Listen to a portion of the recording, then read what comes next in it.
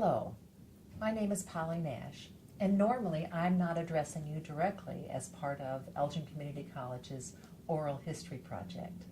Typically, I'm not on camera at all. However, as you'll learn, this is an unusual interview, and I wanted to explain a little bit about it before we begin. We're interviewing Ted Tammearu this morning, May 24th, 2018, at Elgin Community College.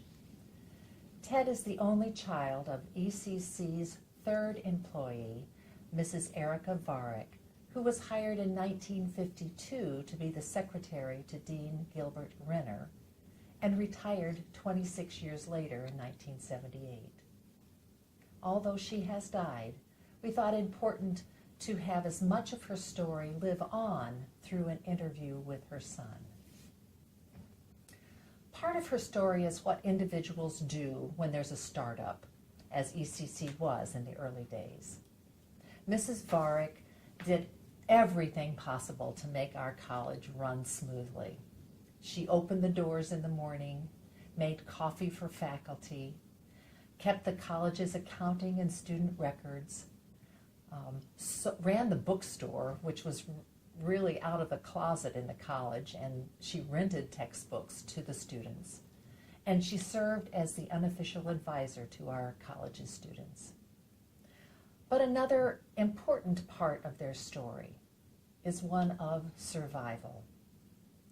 It is a story that's unique, but it's also similar to the many stories of immigrants who come to our country and make us all better because of it.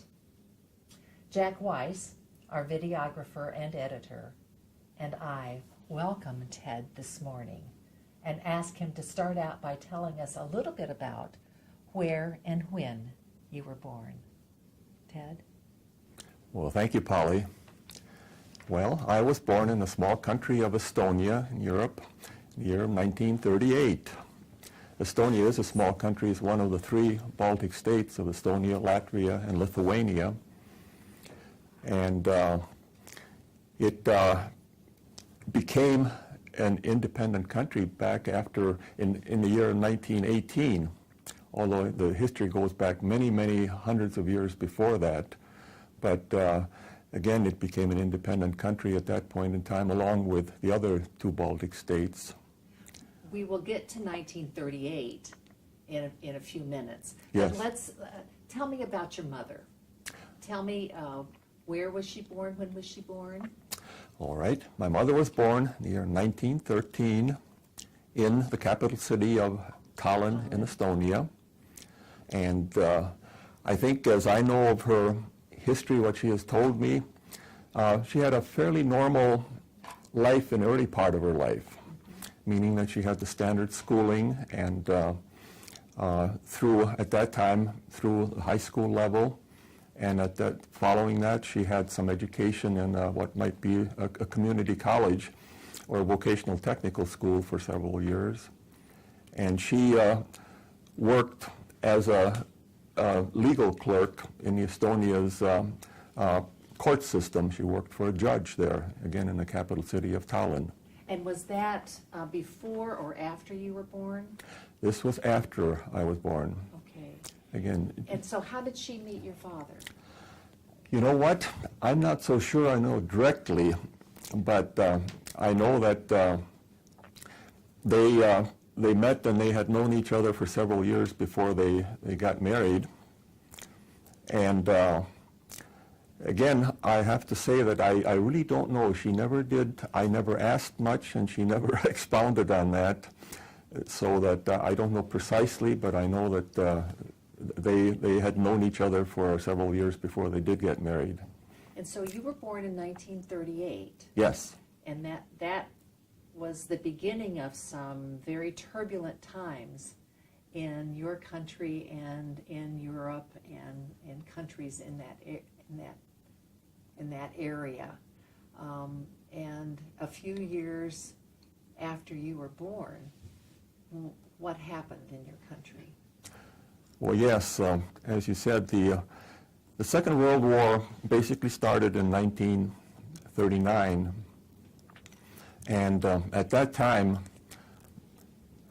Russia came and basically overran, invaded Estonia, Latvia, and Lithuania. And it was a very difficult occupation, I think, for the Estonian people as well as the other countries. And much more difficult for those in June of 1941. The Russians basically deported over 10,000 Estonians to forced labor camps in Siberian forced labor camps in Russia. And so you were just 3 years old. I was 3 years old, and I don't. So you don't recall. I don't recall that at all. Again, what mothers told me later on, but again, he was part of a group of over 10,000 people. These were people who were government employees, perhaps. Not necessarily elite by any stretch of the imagination, but certainly they were taken for various reasons because, again, as the Russians occupied the country, they needed two things, workforce for their labor camps back in Russia, and as well as displacing the people who were in the positions either of leadership or education or something like that. And at that time, they took your father and your uncles? Yes, one of the uncles. My mother had two brothers, as I understand it, and he was taken later. He was taken in the month of August, so there were several months later, so that there were several waves of deportations. That's an awful polite term, but they were hauled off and rounded up on the streets and on cars and put on trucks and off to Siberia. And so after that occupation by Russia, then what happened? All right, probably in late 1941-42, if you remember a little bit of World War II history, Germany and Russia made a so-called non-aggression pact, the Molotov-Ribbentrop pact, where they basically divided up Europe amongst themselves. And then at that time in 1941-42, basically Germany violated that pact and it attacked Russia. And in the process of doing that, they came and overran the Baltic states because that was, from Germany, that was way to Russia.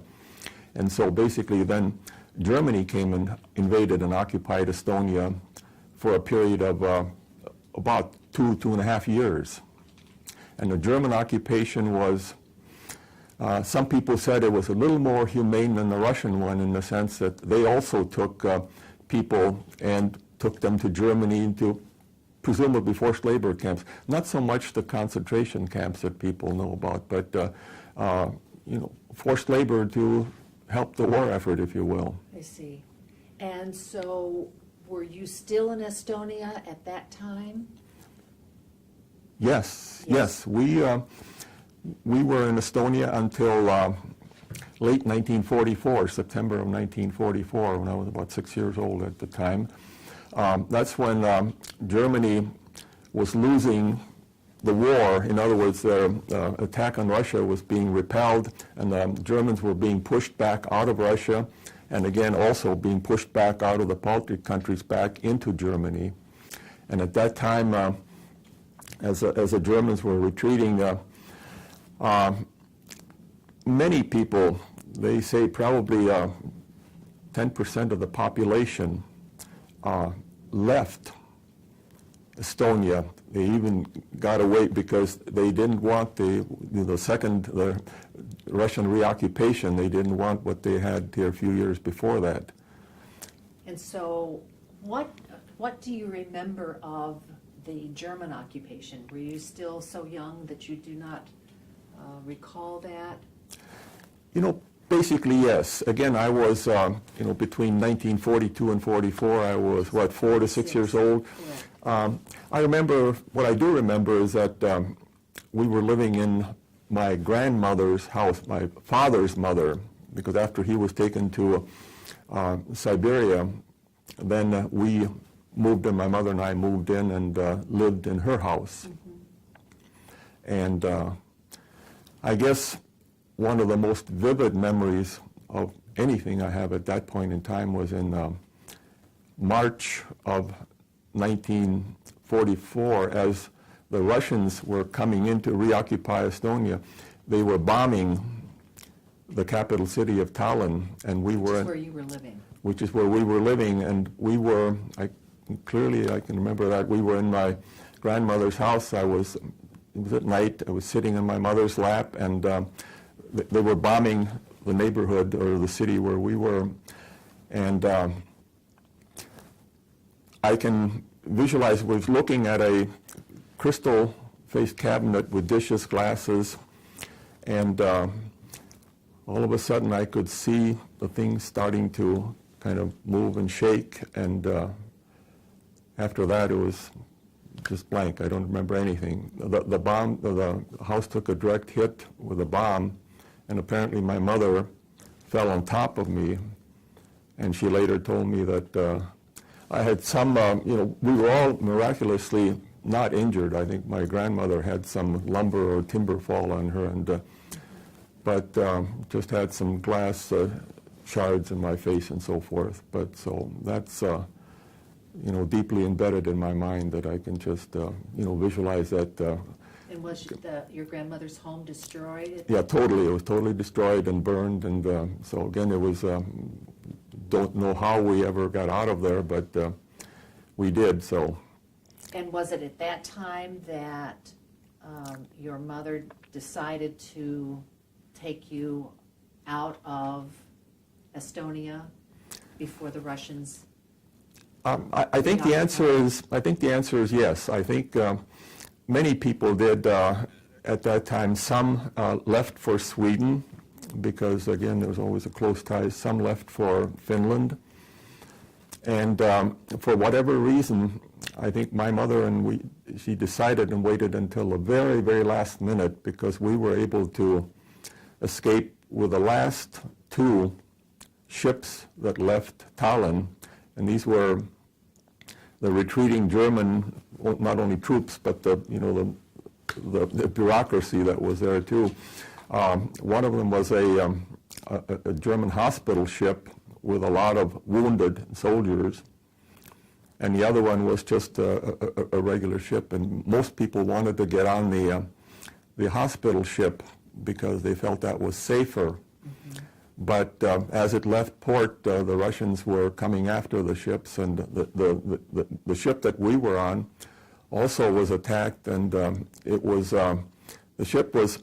They dropped one of the strafing bombers. It hit the water and hit the smokestack of the ship that we were on, but not very much damage. But the hospital ship was sunk, and probably they say that I read later on that about 2,500 or 2,700 people perished in that, and so there were, later on we also knew that there were a number of Estonians that did get on that ship, and several of them ended up, people that we know that live in Minneapolis now, that they were somehow rescued, and some of them were rescued by our ship. So, yes. Goodness. So it's possible if you'd gotten on the other ship, we wouldn't be having this interview. It's possible, yes. That's right. Exactly. That's life. My goodness. My goodness. So that ship took you where? That ship dropped us off on the northern coast of Germany. The name of the port was Gottenhafen. Actually, at that time, I believe it was, by that time, Germany had to occupy Poland. And I think it was actually part of Poland, but anyway, basically it was on the northern coast of Germany. And this was in September of 1944, and the war did not end until May of 1945. And Germany was, for all practical purposes, it had lost the war because the Allies were coming from the south after the Normandy invasion, liberating France, Austria, and the Russians were coming from the east and retaking the Baltic states and, again, closing in on Germany to defeat them in the war. So, but those So what kept you safe then? What kept us safe was to stay out of the way of the war and the fighting, because there was nothing organized. I think the German government was they were basically unable to even help their own people. And so, as what I remember of it was that we were going from one small town to another, staying out of big cities which were being bombed. And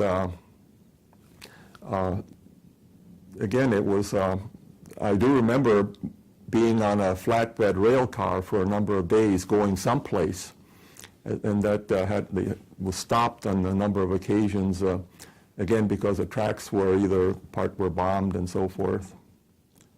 But another very vivid picture in my mind at that time was that my mother and I were some form on a mountainside someplace, and at night we were seeing the Allied bombers coming from the right at very, very low levels, waves of them. I would say certainly dozens or if not hundreds of them, and they would be heading someplace to bomb some city. We, of course, didn't know what that was, but the city was not that far away, so that probably 15, 20 minutes after it went by us, we could hear some of the rumbling of the bombings, and maybe an hour later, planes would come back again, you know, from left to right for us, and so that was again one of these things that's kind of embedded in my mind forever. That you could almost see the, you know, the planes were so low. I think they were trying to avoid the radar or whatever, so that when they bombed whatever the German city was, I have no idea what it was. And when you saw those planes, what did you think? Well, the awful roar, and I don't know what I thought. Just perhaps that we're glad that we were not in that city that was being bombed there. So that was the whole objective. And the other objective was for any of the people that were there was to head towards the southern part of Germany or the western part of Germany as opposed to the eastern part of Germany, because people knew that the Russians were coming from the east and the Allies were coming from the west, if you will. And so you wanted to avoid the eastern parts of Germany and move to where the Allies... And move meaning by whatever means available, because there was nothing organized, you know, there wasn't anybody that was helping these people, because everybody was, as I said, by that time Germany was in extreme dire straits, because they knew they were losing the war, and all of their cities were being bombed, carpet bombed all over the place. So, yeah. I understand that you were in a displaced persons camp. Yes. Can you tell us about that? Sure. When the war ended, the Allies, they had basically there were 4 zones. Germany was split into 4 zones: the British, French, U.S., and the Russian zones. And each of these, we ended up in the U.S. zone by whatever luck, we don't know, but it was someplace in southern Germany. The Allied forces set up displaced persons camps, let me say several dozen of them all across the country, to gather all of these displaced people from all over Europe. There were, you know, again, many of them were brought in from countries from Poland, from Ukraine, from the Baltic states. Some were brought by the German forces to do forced labor for Germany, their war effort. Just as the Russians, when they occupied the countries, they deported people to their Siberian forced labor camps to work for them. And of course, they were also their own criminals and political people that were out of favor, but also just the run-of-the-mill people who could do manual labor to do whatever their effort, you know. And so there are the sections, and you happen to end up in the United States section. Yes. Of the camp. Tell me what you recall from that. Well, a fair amount, because that was, at that time I was 6 years old, well basically 7 years old by that time already, and we ended up in a German city called Geislingen. It was in southern part of Germany in the down in Bavaria, Württemberg area of Germany. Very small city, kind of idyllic in the mountains, in the valley, with mountains surrounding it. And again, the Allied forces basically cleared out several sections of that city for the displaced people, so that they opened up, well, basically the city ended up having almost 4,000 Estonians. So a lot of people in that, I mean, were all the people in that section from Estonia? Yes, in that city, in that section, were from Estonia. And again, other nationalities like Polish people, Ukraine, Latvians, they had some, were in other cities in other parts of Germany. So that they basically, like I said, they had people running all over the country when the war ended, and many of them would not go back. You know, we were not going to go back to Estonia with Russian occupying it now, Right. because of the very brutal occupation in the early 1940s. And that was the same thing true of many of the other countries too, They did not want to go back. they did not want to go back. to their homeland. Yeah. Right? But basically, a whole life was set up for people there. Schools, churches, theater, saunas, everything. And I attended an Estonian school for 4 years, first grades 1 through 4. We didn't have kindergarten at that time. I can't remember if, I'm sure we attended school, if not all year round, more than there was no such thing as summer break. So Was it by happen chance that there were teachers available and chefs and entertainers from Estonia, or did they use the people in that town to provide those services? no, what happened, the answer is yes, these were all Estonians, and they were the ones who escaped from Estonia. In other words, during when the Russians were reoccupying the 100,000 or so Estonians that left the country. And many of them, most of them ended up in Germany. And when the war ended, it became known that these various displaced persons camps were being set up under the auspices of the IRO, or International Relief Organization, and as well as the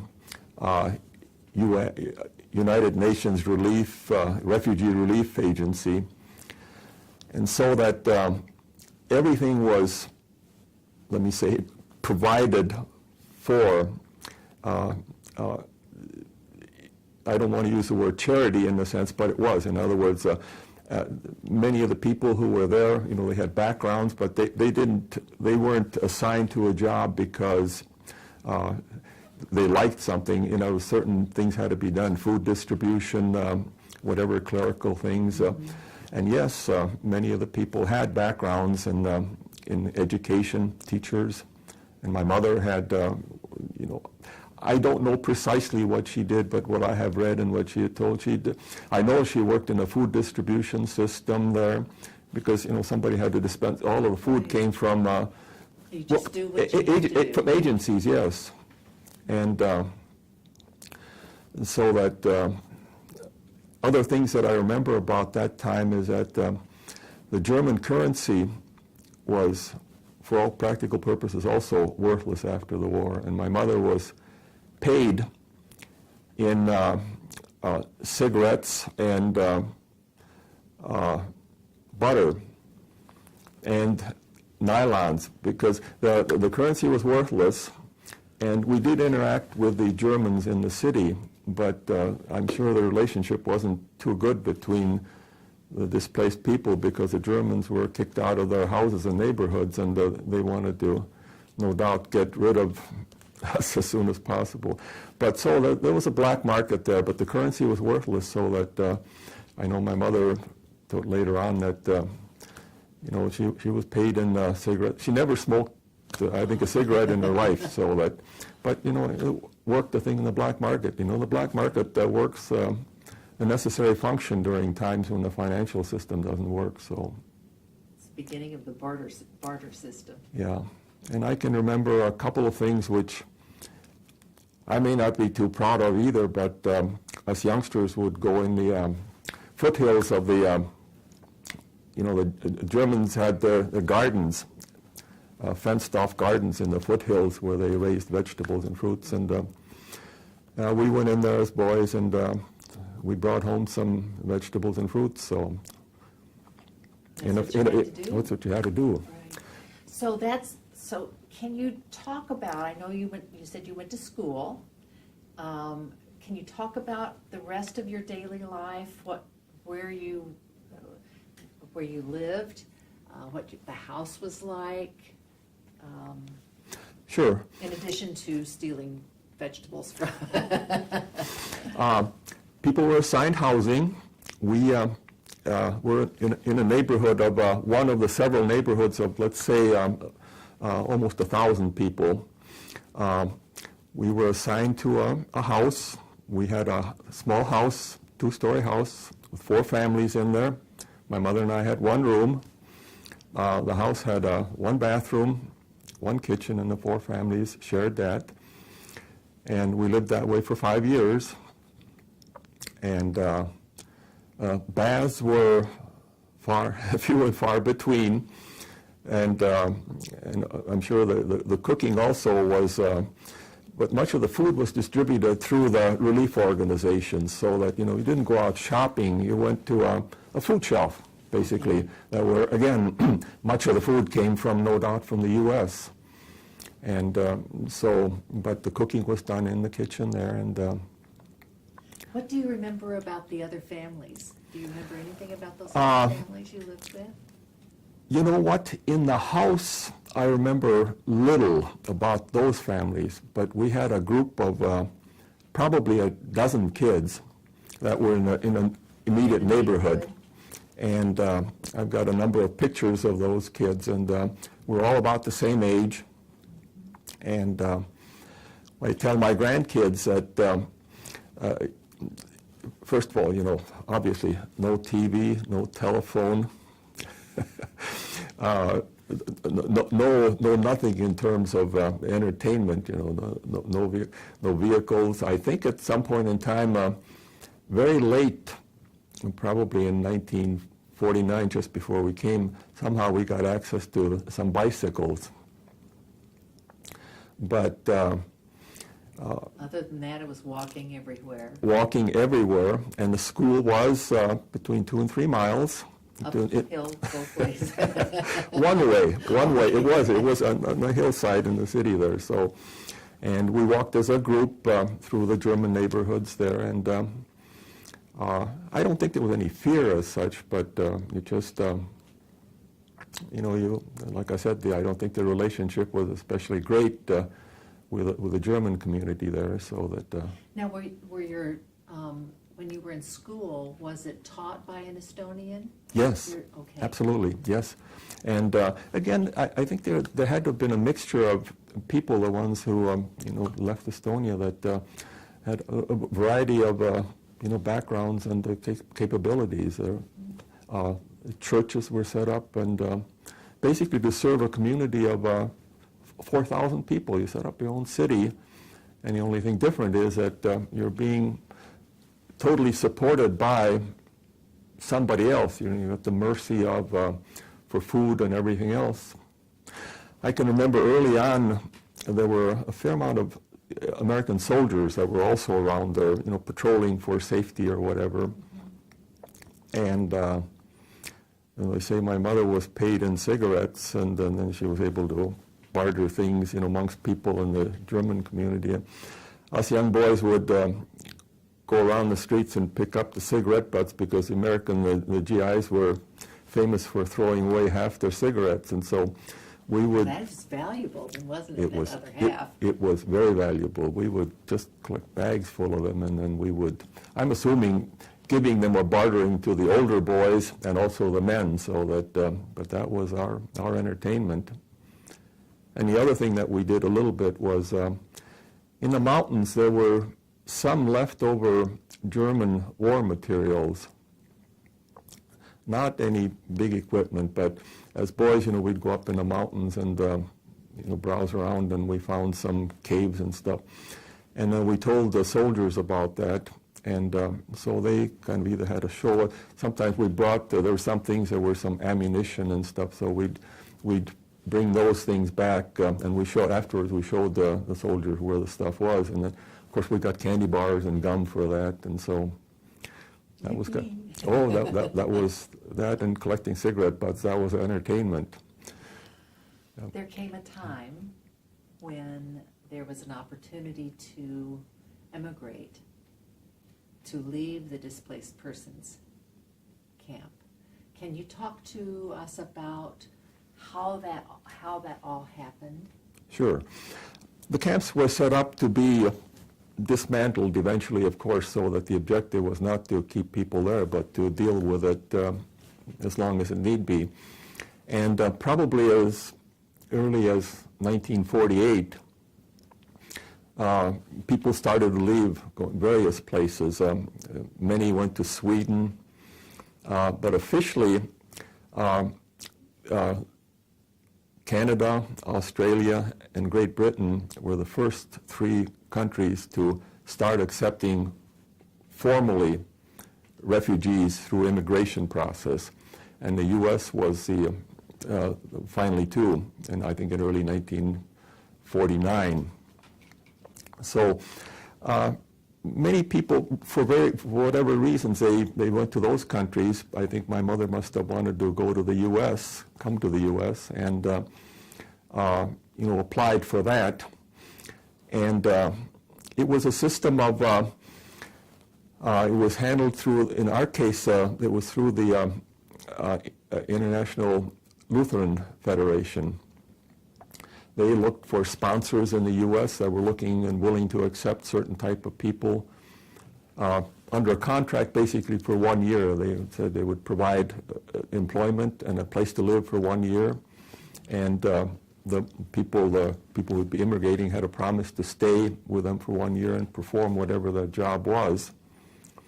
And so we just got matched up with, in other words, I'm sure that the Dr. Griffith family here in Elgin must have looked through the list of people and saw, a 35, 36-year-old woman with a 11-year-old boy, and sure, we'll take them for a housekeeper and a cook. And it was maybe as simple as that. In other words, we could have ended up any place in the U.S. of any sponsor that was willing to accept a woman and a child. So your mother made the application through the Lutheran services. Yes. And then a family in the specifically to come to the United States. Yes, yes. And then a family in the United States through this service said, we will take those two. Exactly. And so what happened then? Well, you packed up all your belongings. We packed up all of the belongings. The process was long. I think in terms of, I know my mother told me of all the paperwork that had to be filled out, and this was even in the displaced persons camp yet, the application process, all sorts of medical tests. And then what I remember, prior to being allowed to depart, we ended up in basically a quarantine camp for, I think, a month or 6 weeks, basically for processing so that you didn't have communicable diseases. I know that, and I remember, we got sprayed and powdered, and we got every shot in the world, and I've got records of all of the shots that you could have, so I was well protected for smallpox and typhus and whatever, everything else, so tuberculosis, and and then we were, got on a ship and headed off to the United States. So where did that ship, where did you leave Germany? I found out just recently, I didn't know the name of that city or the port that we departed from. And to this moment, I can't remember what the name of that city is, and I should, but now, you do remember the name of the ship. yes, the name of the ship was the Gordon McRae, General Gordon McRae. Right. And as I understand it, it had been a troop transport ship. And so we got on the ship in early December. And what I remember... In the winter. Oh, yes, yes. Oh, my. We arrived in New York, as I remember it, on December 7th, on Pearl Harbor Day here. So that it had been the very last, it was about a week's sail or voyage. One of the best time of the year to sail across the Atlantic. Oh, and if I may, I'll tell when we got on the ship, it was afternoon, evening. We got the best meal that I'm sure my mother and I can ever remember having in the mess hall on the ship. They had some of the best food and ice cream and all the good stuff. And then, of course, we got on and the ship sailed. And at night, when we got in the English Channel area or towards the English, there was a major storm that lasted about 3 days. And so, yes, the North Atlantic and the English Channel is not a good place to be in that time of the year. And I know my mother was sick. She didn't come out of, she was down several levels down. She didn't come out to eat for at least 2 or 3 days, and I took some food. The only thing she would want was grapefruit halves, for whatever reason. So that It must have settled her. must have been the only thing that, and I know I spent a couple of the first nights up on deck, as did most other people, because it was not a pretty sight below there. Everybody was seasick, and the bunks were so crowded. They were 3-level, the kind of a canvas military bunks that folded up, first level, third level. Well, yeah.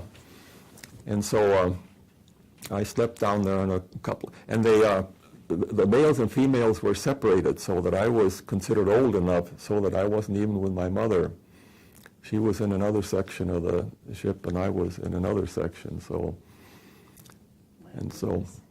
And were just Estonians on the ship, or were there other people from other countries? Yes, definitely other countries. Yes, countries, so that yes, that were again they were immigrating to the U.S. from a number of the other displaced persons camps throughout Germany at that time. So yes. And so you then took the ship, the McRae, and landed in New York City? yes. And then what? Well, what I remember of it was we apparently arrived in the harbor area there at night, and I can remember visualizing the skyline and the lights of New York City, and also the Statue of Liberty. So wherever it was, we must have gone fairly close to that. And then apparently the ship parked there for a number of hours because I think that probably the dock couldn't receive, for processing until morning sometime. So that, but I think everybody was on deck all night, or at least, whatever time it arrived there for many hours. And then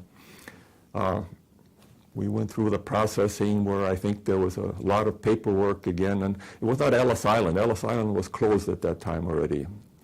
But so all the processing, most had already been done? Well, done, but went almost over it again. And I don't know how long it took, but certainly hours and hours of waiting in lines, and they checked all the paperwork again and to see that you had all the shots and that you got a place to go, and I'm sure starting to segregate the people to, who's going to go where. And so after you arrived in New York City and had gone through all the processes, tell me how you actually came to Elgin. Yes, well, it was known or predetermined already that we would end up in Elgin, and we knew that we were sponsored by the doctor's family here, so that in New York, I think, basically with all of the processing, we were put on a train, and we headed off to Chicago. And there, somebody was there to meet, and I think it was probably, I know it was the son of Dr. Frank Griffith. So he was he had his own family, so he had grown children. So, Had you been on a train before? I'd been on a train in Germany, yes. Germany, So that okay. was not a new experience, but as you might imagine, seeing the New York City skylines at night and then traveling or going through the city someplace to a train station, and then I expect the train ride was probably not a whole 24 hours, but it was a long, with stops and so forth. It was a long ride, but yes. Now, did you speak English at that time? I did not.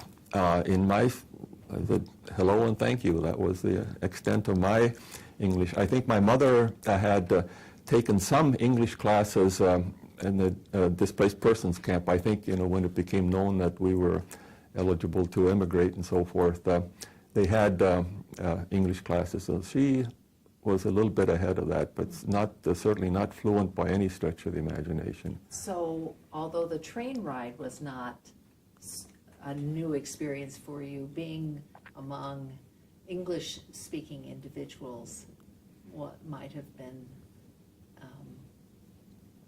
unusual? Oh, I'm sure it was for an unusual. 11-year-old boy. For me, and I tend to look at that part more from my mother's point of view. As I get older, have a little better appreciation for what she has had to go through and endured.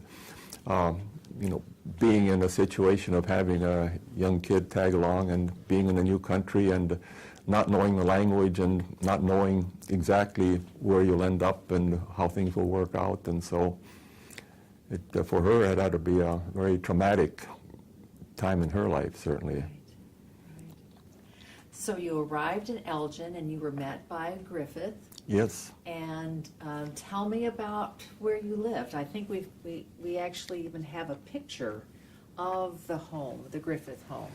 Oh yes, remember this well. This when they picked us up in Chicago by car and we drove. That was also about a 40, 50-mile drive, so that was also an interesting. So the train did not bring you No, to not to Elgin. Elgin. No, they drove us to Elgin, so that was, again, part of the experience. But we were obviously flabbergasted when we arrived at the house, which was at 557 East Chicago Street, and it was a 3-story castle with turrets. As I understand it, there were 6 or 7 bathrooms. The 3rd floor was a dance floor and a ballroom. They had ping pong table and pool table there, and a train set, the toy train set, not the type you would think of that's on a table. This was a train set that the doctor had for his kids and grandkids that was going around the ballroom up on the 3rd floor, where the kids sat in that train, and so that it was. So it was big enough for you to actually sit on. For little kids, toddlers, not the 11-year-olds, but when the kids and grandkids were small, so that. And again, we were assigned. We had a room, a very nice, large room, and beautiful furnishings. And what can you say? Coming from living 5 years in one room, place in a displaced persons camp, sharing the bathroom and kitchen with 4 other families, to come to a place like that, it'd have been a shock for sure. And my mother was brought there to be basically the housekeeper and cook.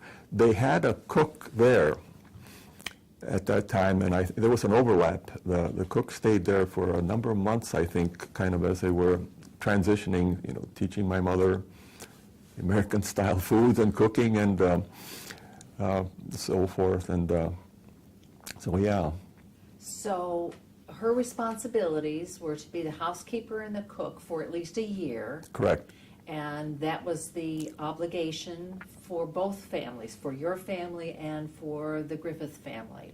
Yes. That they were to employ her and take care of her for a year, and your mother was supposed to be employed. Exactly, and that was not leave, and so there was a formal contract as far as people signed, and they promised to do that. So that, and it was probably a good transition, in the sense that it was for a defined period of time, at least 1 year, and then I know some families stayed longer, and some others that we found out later maybe. And we may have even stayed a couple months longer. I don't know exactly. So it was a little over a year. Yeah, but so. But you were going to school. When we arrived in December, there was a holiday break here, and I started in the middle of 5th grade in Franklin Elementary School in Elgin, and right close to downtown there. We had several the kids in the neighborhood and came and picked me up. One of them was the daughter of Orrin Thompson. They lived right across the street from the Griffiths, Judy, so that she and a couple of other people took me to school for the first couple of days, picked me up in the morning and walked me back. And so that must have been a culture shock from school where you were taught in Estonian. Your native language, Estonian, yes, to an American school. Oh, yes. And I remember some of that well enough. I remember the teacher. I've said I wish I could remember her name, but I don't. But I was very appreciative of the fact that they took a lot of pains to get me to learn the language, and they provided me with all sorts of, I think, lower grade books, and maybe even the objective was to learn how to read.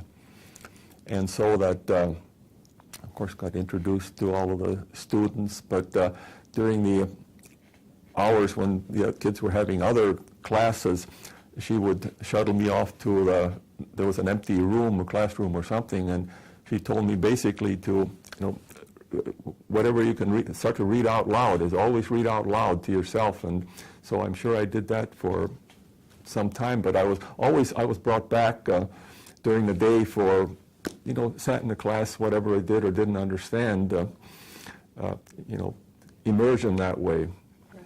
And the kids were all very helpful, obviously, and I think somebody at that age, learning language is not that much of an accomplishment in the sense it's much more difficult for adults. And especially also, even I know some of my older friends that were maybe 4, 5, 6 years older than I am when they came, they retained much more of an accent. I think when you get to a certain age, people tell me I still have a little bit of an accent, and I expect I do, but you learn, and I know from my mother, she took lessons, whether it was at school or the YMCA or YWCA, and I know we had books, and we both studied at the Griffiths place, and when the time was available, and you just the objective was, I think, 2 or 3-fold. The number one was to learn a language and figure out a way to assimilate, and then look ahead to beyond the first year to figure out a way to become self-sufficient and independent in the sense that not to being dependent, because for 5 years or more we were in a displaced persons camp where everything was dependent. Oh yeah, just on charity. I remember going back to the displaced persons camp, clothing and everything. I remember selecting clothing, going into a room, and in one corner were shoes. There were hundreds of pairs of shoes piled up in the corner and up on the wall. And most of them were tied together in pairs, but so the objective was to go find shoes for yourself. And sometimes you found something that didn't have a pair. And in the other part, there were tables for clothing and so forth. But, I'm digressing here a little bit, going back to there. But the whole idea of becoming self-sufficient. Yeah, and I know that was in my mother's mind always, that I was obviously grateful and thankful that there was all that help available, and much of it came from the U.S., from the Red Cross, and like now the hurricane reliefs and the refugee relief, same thing. They shipped loads of stuff, whatever, clothing, food, everything, to these camps, and they were distributed there. So. Right. So, after the year plus a few months, then what happened? What did your mother do? Yes, we got to know a family here, Dave and Marie Bartelt. Marie was a lady from Germany. She had come to the U.S. as a youngster before the war, and so we met them through the Griffiths, and so in the early years we spoke German with them because our English wasn't that good. But met the Bartelts, and Marie worked in the Elgin watch factory. And so through her, my mom got a job at the Elgin watch factory as an assembly person there. So that as I remember it and learned later, I think she only worked there for 6 or 9 months, certainly less than a year. And the next step was she was put in touch with somebody, as I understand it, Orrin Thompson, who lived across the street from the Griffiths. And, I think the Griffiths and the Thompsons were, let me say, certainly neighbors and friends, and I know that the kids and Judy we played in the area there, and as I understand it, that Orrin recommended that my mom apply for a job at ECC. At this brand new college, or this college that started just starting, years ago. And so I'm sure that recommendation from him didn't hurt her getting the job, and I know that she didn't know what the job would be or is, but as it ended up, I think was hired as secretary to Gil Renner. Right. And were you still living with the Griffiths at that time, or had you moved into your own place? We had, by that time, yes, we moved. When she started to work at the watch factory, we had already moved to our own place, to 120 North Channing Street. Okay. It was a private house with a family living downstairs, and we had part of the upstairs. So we had, my mother and I had still... So you're still sharing. We're still sharing. It was an L-shaped room, so it was bigger than but we did have our own kitchen and own bathroom, so it was a big step forward. And in a year or two later, we got an additional room, actually additional 2 rooms, when the downstairs family didn't need those anymore. So, I see. But yes, we moved, and then she went to the watch factory. Okay. And so then by the time that she applied for and then was employed, in fact, our third employee of the college, you were living independent of the Griffiths. Yes, totally, yes. But you were still sharing quarters or sharing a home with another family. Well, it was not so. It was totally it was just like an apartment, if you will. But it was what you would consider, it used to be a single-family home, but there were upstairs was an apartment, and the downstairs was so that a family with a couple kids was downstairs. And I think the kids used some of the upstairs rooms too as part of their apartment, if you will. So yes, that was totally so that commercial. Was yours, right? Yeah. As a matter of fact, it was the building was owned at that time by one of the local contractors, Earl Lamp, the Lamp Construction Company, and I think the Bartelts knew them, and so I think that's how we got that apartment. And you were still in school. Yes, at that time, You were I was in in sixth grade. grade. By that time. Yes, there was a discussion by that time of whether I should skip 6th grade or not. because as it turned out, I ended up being just a little bit older. I was born in May and so forth. I was always like almost a year older than most others in the class.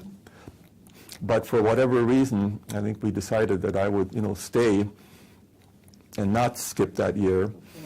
One of the things was that even in the Estonian schools and in the European schools taught, like we had algebra in 5th grade already, where I started there. And in the U.S. here, algebra didn't come into play until 7th grade, so that like in the 6th grade, when the math class was happening, I didn't go, I was off studying other subjects. She shuttled me off to the other room there, and I was, learning more English and learning some of the other subjects because I was way ahead in math by the way the school systems worked. So. I see. So the school that you attended when you were in the displaced persons camp really was a good school in terms of giving you some good foundational. Yes, skills. yes. I think it very definitely. So it was, of course, all in English, Estonian, but it was taught by, professional teachers, if you will, and whatever the subject matter was at the time, the language and history and math and whatever. So that I think were good memories. I have a number of pictures from that, the class pictures and so forth, and so that I remember that fairly well. So your mother worked at Elgin Community College, and what we know about her work was that she did just about everything, opening up in the morning to closing up at night. I've read an account that anytime she would hear a fire truck, fire engine, she got worried because she was afraid it might have been a fire at the school and the records would be gone. So tell me what you remember about what your mom might have said to you about her work. Yes. I need to say that, I was well aware of the fact that she was extremely, happy and thankful that she got the job and had the opportunity to start there. But I'm not so sure that I knew very much exactly what she did. I'm sure, I asked, she told me this and that, and it wasn't until much later in life, and really like much later, retirement, when I actually found out some things that I may not have been aware of.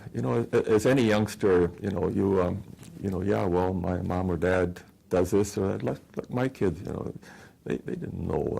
Just goes off in the morning and comes back at night. night. Yes, they knew I worked at Honeywell and whatever, but exactly what I did, no. And it was the same thing with my mother, I think. And so I don't know that a couple things come to mind, and I think this may have been in a little bit later years, but things that she told me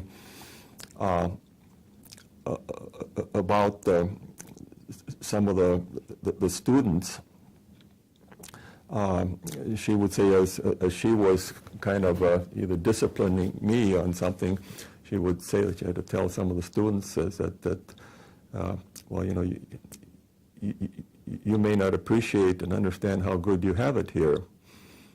And here meaning here in the U.S. and here in the college, ECC, because, and then, when she'd tell me that whatever I needed some disciplining, she told me a similar kind of a story, but she didn't have to explain because I was old enough to remember that, yeah, things were pretty good here with the opportunities and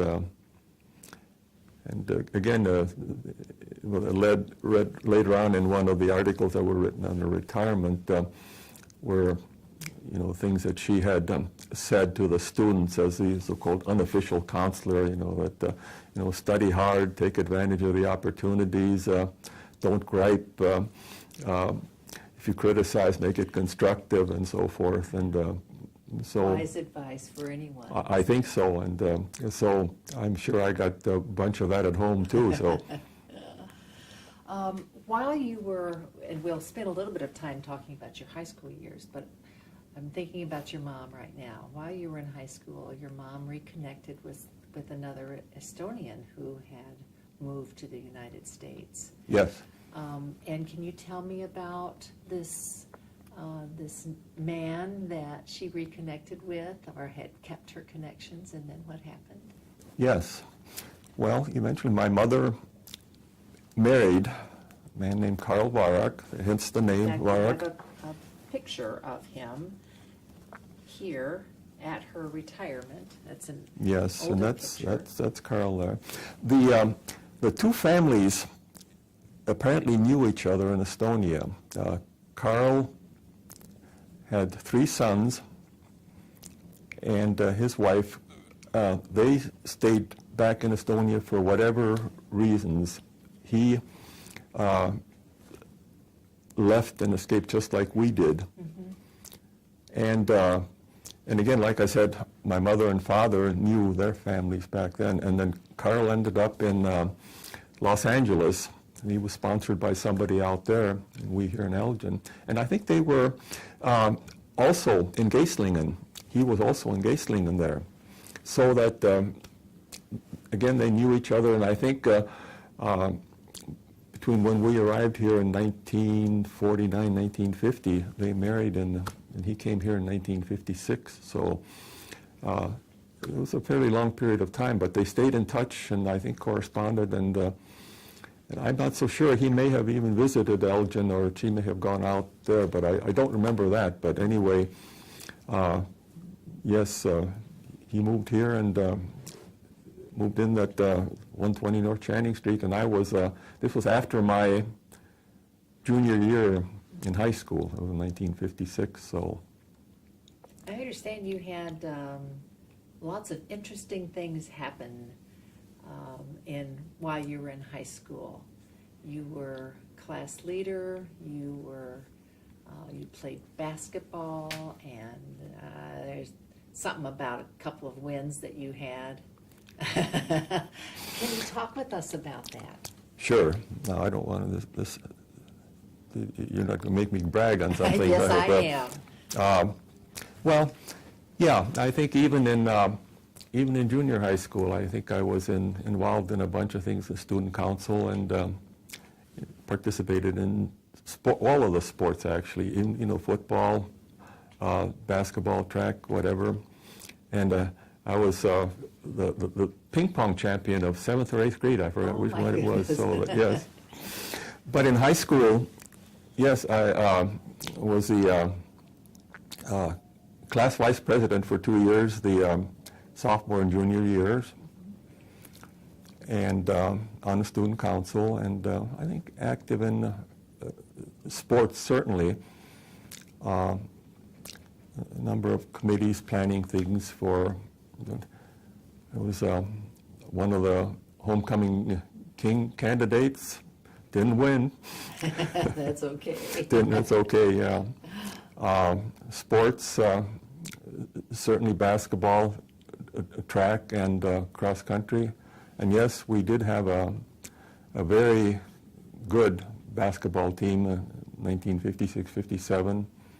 We had a 27-1 record. We lost down in Champaign in the Sweet 16 finals there. So we had This was for Elgin High? For Elgin High School, and yes, some great memories from those days, and certainly, personally, and I think it was a good thing for the community. I think basketball was kind of the king sport, certainly in Illinois and in Elgin, and sold out the high school gym every game, and so were all of the other teams in the conference, the two Auroras and Rockford, Joliet, LaSalle.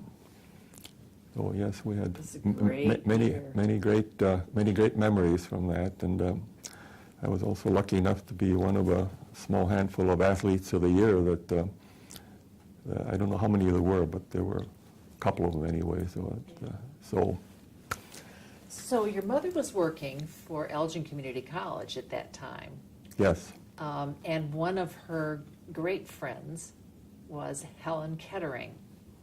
And I understand that Miss Kettering gave you some advice regarding selection of colleges. Can you share with us that advice? Yes.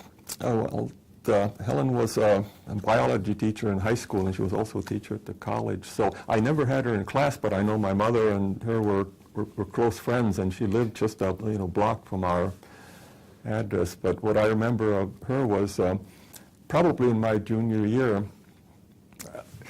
I think the plan was for me to go to ECC, I think for financial reasons, basically, because I'm not so sure I could afford to go to a fancy college or anything like that, university someplace. But even at that time, I think in my junior year, I think Helen Kettering said, hey, you ought to move out, you ought to go away from Elgin, to go to school someplace, Urbana or whatever. And so... Did she say why she was suggesting that?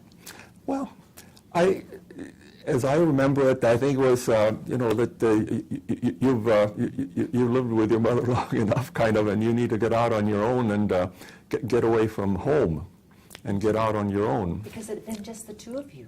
Yeah, that's true. All that time. Yeah. And I think the good thing was when we talked about Karl Barak before, I was happy that, they came and got married, because as I was getting ready to go off to college, I was, not that I'd say I was concerned, but that she'd be living totally alone. And so that was kind of a relief to know that she had somebody back here, so that, but I think later on I was lucky. I ended up getting a scholarship from locally here, the May Ekwall. It's a family of the St. Charles Kitchen outfit, the steel kitchen cabinets that they make. It was an Elgin family here, and so I got a scholarship and financial help, and so I knew I could afford to go someplace, which was a big step. And I did have a couple of other opportunities. I think I had a partial scholarship to go to Dartmouth, but I think even with a scholarship there, it would have been much more expensive than go to Purdue, where I ended up going finally. And I also, University of Illinois was also a consideration. I know that I visited there, and I visited Purdue and so forth. So. And Purdue is within driving distance. Yes, 150 miles. Did you drive there? Yes. Although the first year at least, we couldn't have cars on campus there, So as a freshman, no cars allowed. No cars allowed. And going back to Helen Kettering, she, at the end of the freshman year, she and my mom came to visit me at Purdue. This time, it was in the springtime, so this must have been the spring of 1958. And so she still must have had some interest in me, see what I was doing as a student there. So keep in check on you. Keep a check on me, yes. Somebody needed to. Oh, yes. So did you play sports at Purdue? You know what? Not on a competitive or certainly on a. I had not a request, but an interview with the. I didn't get a sports scholarship there. So yours was an academic scholarship? Yes, partial one. And they asked me to come and try out for the basketball team. And I didn't. And I think, I don't know whether it was my own decision or whether I got some other advice. I think I might have been able to, quote, make the team and sit on a bench for a couple of years and get in on the last minute here and there. But so I did not pursue that seriously. I didn't even go through the official tryout process. But it's, a lot of intramural sports and stuff like that, basketball and various other things there. So tell me about your major and your degree from Purdue. Major was an industrial management, industrial engineering option. And So after you graduated, then what did you do? Tell me about your career. All right. I got my first job offer from Union Carbide. Made ever-ready flashlight batteries in a little town called Red Oak, Iowa. Oh my goodness. It was a town of about 6,000 people and 500 people in the factory there. I was hired as a production engineer and basically on an assembly line, working to set up the workflows and workstations for the operators and so forth, and some of the plant layout stuff. And so I only worked there for basically a year. And then I was fairly high on the draft list. Yeah, I was going to be drafted pretty soon. This is in what year was this? This was in I graduated in 1961. Okay. And so that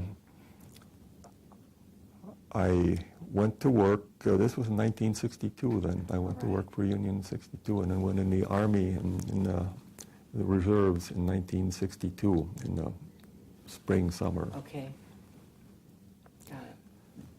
And so how long did you work for Union Carbide? Basically less than a year, because then as I said, then I went from there when I joined the National Guard there, and then went to basic training and advanced infantry training in Fort Chaffee, Arkansas, and Fort Ord, California. And when I was released from there in the fall of late 1962, I came to Minnesota because prior to that, I had met my wife-to-be. This is when I was visited Minneapolis before. It's a different story here, but so I had met her already, and so that I decided to move to. And her heritage is from Estonia. Yes, very much so. Yes, her. So she ended up in a small town in Lakota, Iowa. Her family was sponsored by a farm family down there, so that. Yeah, and our paths crossed. Sounds like it. Yeah, when I was. Similar paths. Yeah, when I was in probably a junior in college when I met her for the first time in some Estonian young people's gathering. So. I have, before we get to your retirement, I was thinking about your mother's retirement. Okay. She retired in 1978. Yes. And we have some photographs here. One of them is at her retirement, and it has a picture of the registrar that followed her, Josephine Homuth. But your mother is wearing some interesting clothing. Can you talk a little bit about that? Yes, well, she has on her Estonian folk costume. Actually, there's more than one there, like the counties, or let me say not the states. There were probably almost a dozen different areas of Estonia that had somewhat different folk costumes, and both men and women. But they had so it's very colorful. It's not unusual for many European countries had and have these folk costumes. Long dresses, embroidered shirts, all sorts of decorative things and so forth. Yes, as a matter of fact, she was also buried in that after her death. So Right. And this exact costume, folk costume? Yes. She was? Yeah, that was representative of the area, the Tallinn, where she lived. Again, that was, let me say, one of almost a dozen different types of styles of costumes, some slightly different, their own identities for their regional areas, if you will. Although Estonia is such a small country, about 1/3 of the size of Illinois and 1.5 million people. So. Your mother was such a beloved part of our college. In fact, the very first yearbook was dedicated to her. Yes. And then there was also a catalog that was dedicated to your mother. That's correct. So, as a son thinking about his mother, although as I was thinking about my own mom, I know that she worked, but I didn't know exactly what she did either. Exactly. What about her do you think made her so special? Yeah, well, that's quite a question. Huh? Well, I think, let me say, her upbringing and the history, the things, the circumstances and events that molded her life, I think that had a lot to do with it, the things that she had to endure early in life and all of the difficulties of all of the war years and losing her husband and so forth. And I think, coming to this country with the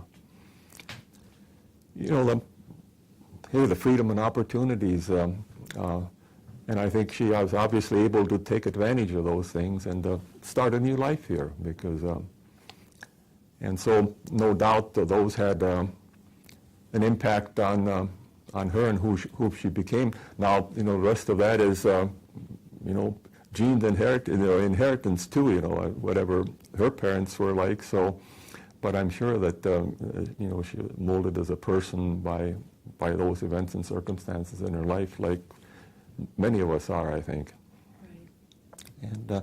And she had a good education back in Estonia, so that she had a start in that, and a few years of work in a somewhat of an administrative area. Not a highly educated person, but certainly somewhat so. And I know that she enjoyed the work at ECC immensely because she would come and tell me from time to time that she especially liked the early years because you should say there, Gil Renner and some of the others where there were only a few people around, they would sit around the table and make a couple of decisions and make things happen. Gil would say, hey, why don't we do this? And say, okay, let's do this, And then when they moved to this campus in 1971 and later on, she would talk about all of the meetings and committees and planning and protocol and layers and layers. Layers and layers, but the difference of what Gil Renner ran and managed in the early 50s as a dean and a president of an outfit that was a couple hundred students, and what Dr. Sam does now, of what 10, 12,000 people in a major campus. It's a different world. So. But, when she retired in 1978, I don't know how big the school was at that time. It was maybe it was 7,000, 8,000 students, maybe, I think. I think so. I think it was close to that. Yeah. So tell me about your own retirement. Oh, man.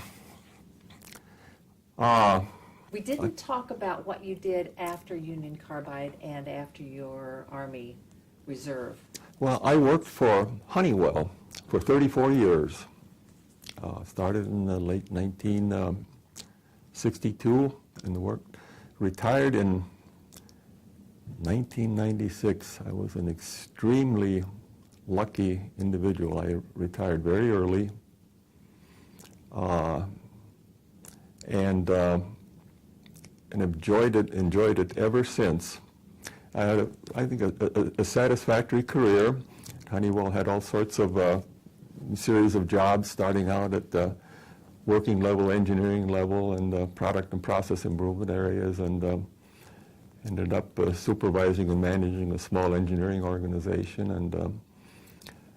And then when there was a downturn in the workload in the 1996 time frame, I just decided that I could, that they were offering severance packages, and I says, I'd intended on going out and doing some consulting because I had been around there long enough in years to not have any more retirement benefits, if you will. And so, again, I did retire, and as I said, I consider myself an extremely lucky person because I've, since 1996, I've worked about less than 1 week. I was going to consulting work with a friend of mine, and we did a small job, and I just said, hey, and so that was it. And my wife retired about a year later. She worked for a small electronics company in ADC Telecommunications.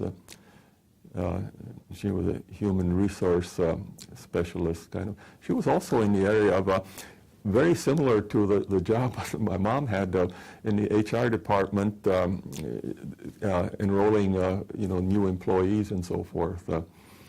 So she retired, and so we've enjoyed retirement since. And enjoying your grandchildren. Yeah, as you get along in years, the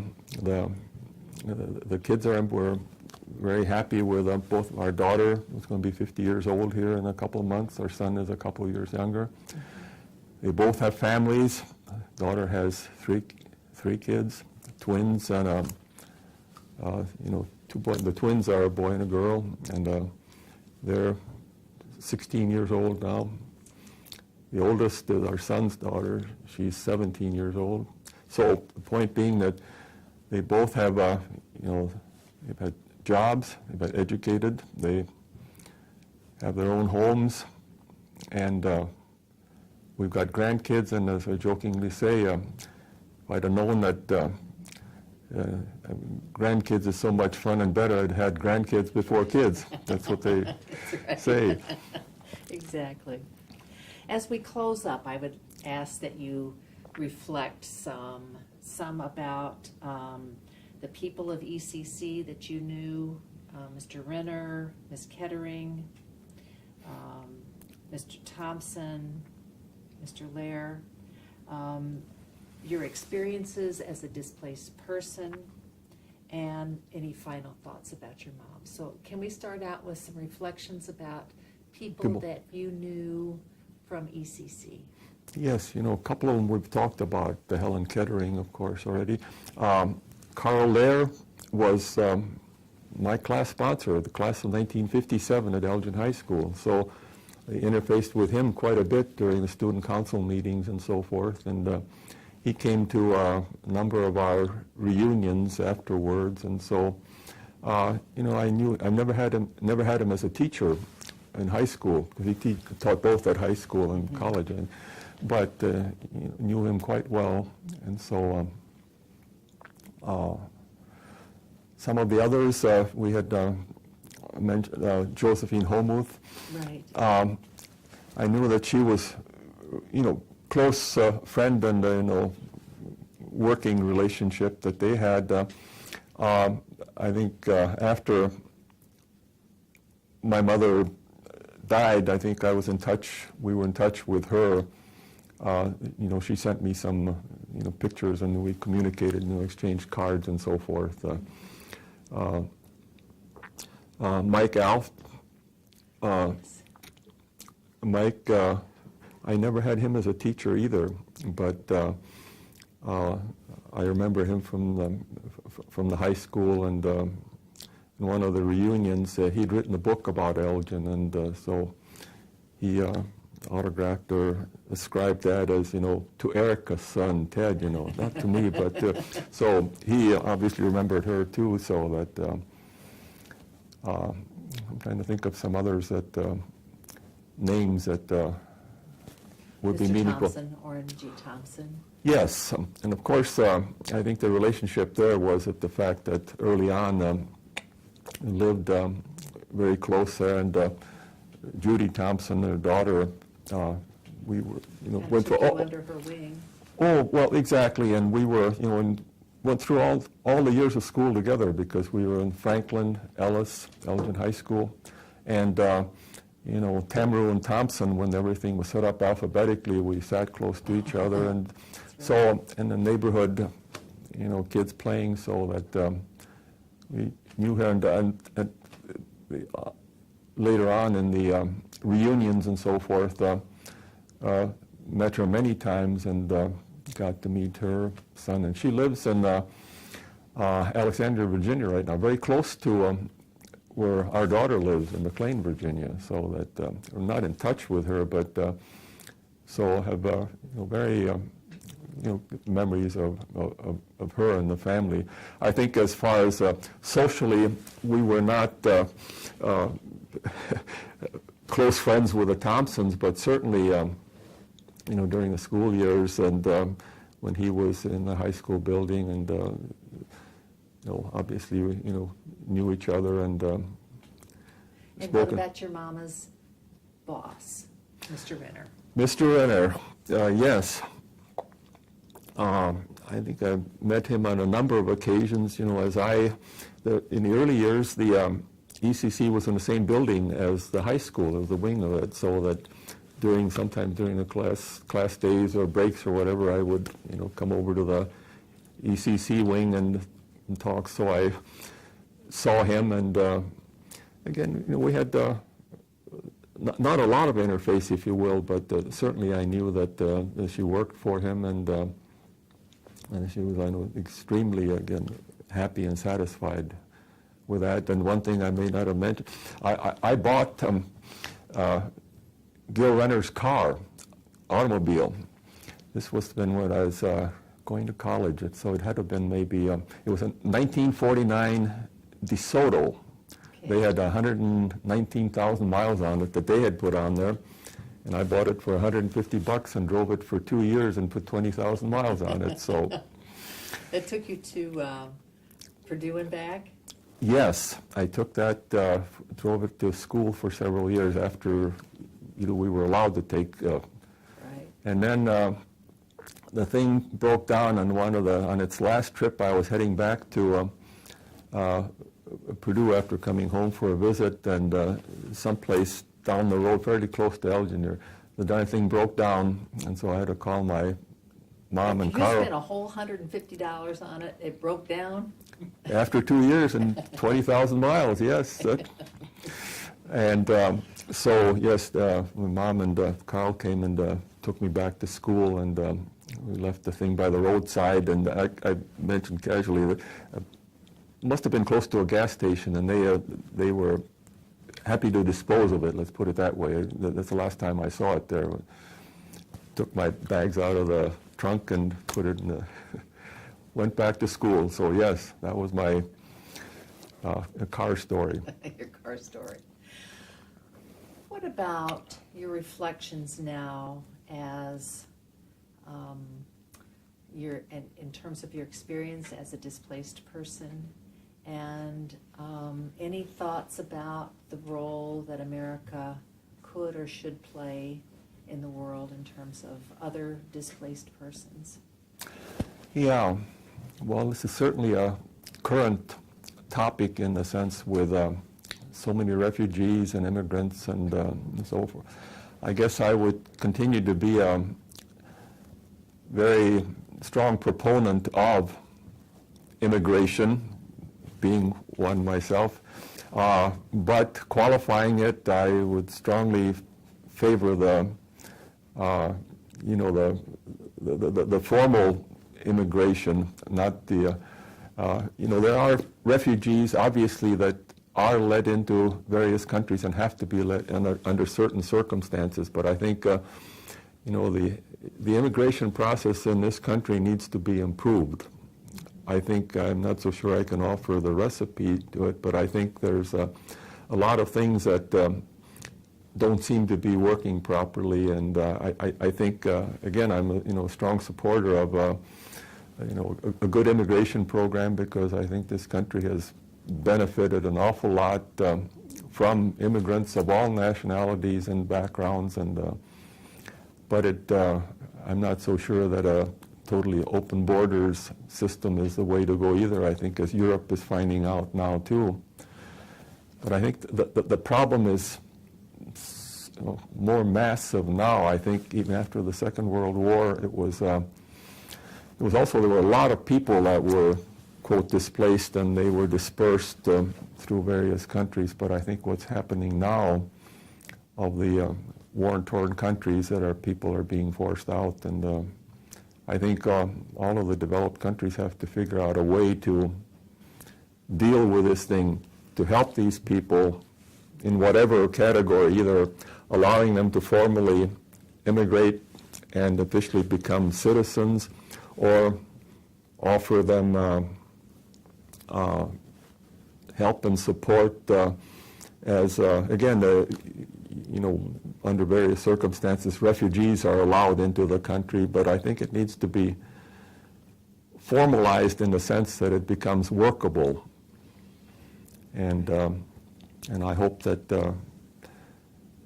the politicians and everybody else is smart enough to figure out a way to deal with this thing, because I think it is, the immigrants and refugees can't be thought to be, the problem, if you will.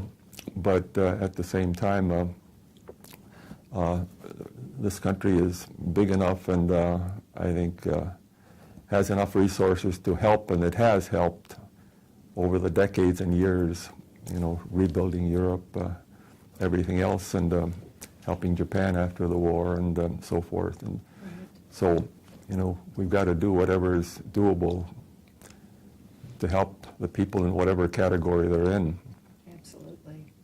And then finally, Ted, any final reflections on your mother? Yeah. I guess I'd put it this way. As I've grown older, you obviously appreciate your parents more. And been happy for her that she's had, good career and recognition. Let's face it, how many of us have yearbooks dedicated to them, and also catalogs, and even a street or a court here for a while, and had a tree planted and a plaque. And so I think she had a happy and successful career here. And again, as I said, I think as I've grown older and parent and grandparent, I tend to look at her situation of what she had to endure when I was growing up, and which is totally different from, as a youngster, what you think of your own parents or how you relate with them. So, yeah, I'm happy that she had a good life. She unfortunately died early. She died at the age of 77. So I feel that I'm on borrowed time for a couple of years. So that, but yes, I think she had a good life. She did, absolutely. She is a story of not just survival, but achievement and setting our college on the path to this incredible college that we have now, by what she was and what she gave. Yeah. Well, I'm glad that she was able to leave a few footprints in the sands of ECC here, and it looks like she did. So. Absolutely. Yeah. Thank you so much, Ted. Thank you, Polly.